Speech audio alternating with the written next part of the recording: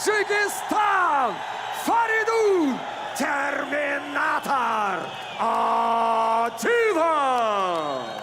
Ассалому алайкум дӯстон, хуш омадем ба шабакаи мо. Инак дӯстон, аллакай имрӯз яъне бегоҳии 24 декабр турнири ACI 168 баргузор мегардад, ки дар он ду варзигари тоҷик Фаридун Одилов ва Анис Ёқубов баромад мекунанд. Ва дар ин навор мо ба шумо маълумоти пурра медиҳем, ки дар куҷо ва соати чанд шумо пахши мустақими ин турнирро тамоман бепул тамошо карда метавонед. Барои ҳамин наворро то охир тамошо кунед. Мо бошад оғоз мекунем. шахсоне ки аз Москва ва Московский област хоҳиши гузаштани граница дошта бошед, пас мо ба шумо одамони бабоварӣ Акай Ғулом ва Акай Умедро тавсия медиҳем, ки тӯли чанд сол мешавад, ки онҳо дар ин соҳа кору фаъолият мекунанд. Ин бародаро шуморо аз Москва ва Московский област гирифта ба мошинҳои худ ба границаи Қазоқистон бурда меоранд. мошинҳои ин бародаро мошинҳои замонавӣ буда ҳамаи шароитҳоро доранд, то ин ки шуморо ба роҳат бурда биёранд. Барои ҳамин худи ҳозир ба номерҳои дар рӯи экран буда ё ин ки ба WhatsApp ин рақамҳо занг занед ва граница гузашта ҳуҷҷатҳои худро хуб кунед. Ва агар ки скидка гирифтан хоҳед, пас ҳатман аз номи канали мо Паҳлавон теҷа гап занед. Роҳи сафед дӯстон.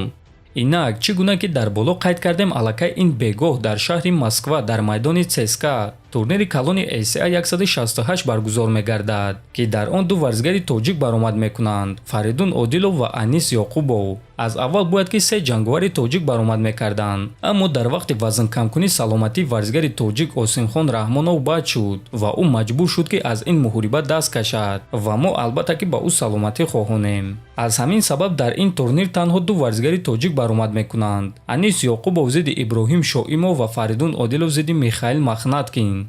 муҳорибаи Анис зидди Иброҳим бояд ки дар вазни 57 кг мегузашт, аммо Анис Ёқубов вазни даркориро карда натавонист. барои ҳамин ин муҳориба дар вазни 58 кг мегузарад. ҳамчунин ногуфта намонад ки аз аввал рақиби Анис бояд ки варзигари қирғиз Рисулбек Ибраҳимов мешуд, лекин аз сабаби бад шудани саломатӣ варзигари қирғиз аз ин муҳориба даст кашид ва ба ҷои ӯ варзигари бебохти узбек Иброҳим Шоимов баромад. муҳорибаи Анис ва Иброҳим дар карди пешакӣ мегузарад ва шашум муҳорибаи турнири ACI 168 хоҳад шуд. ана муҳорибаи Фаридун Одилов зидди Михаил Махнаткин бошад дар вазни 93 кг мегузарад ва ин муҳориба сеюм муҳорибаи асосии турнири ACI 168 хоҳад шуд. муҳорибаи Фаридун ва Михаил дар якду финали гран-при вазни ним вазнин яъне 93 кг ACA мегузарад ва ғолиби ин муҳориба ба финал баромада барои камарбанд ва $1 миллион муҳориба мегузаронад. шаби гузашта ҳар дуи варзигаро вазни даркориро карда муҳорибаи рӯбарӯ гузарониданд ва дар ин муҳорибаи рӯбарӯ дида мешуд ки Фаридун Одилов ба монанди шери гурусна бетоқат шудааст ва сахт ин муҳорибаро интизор аст.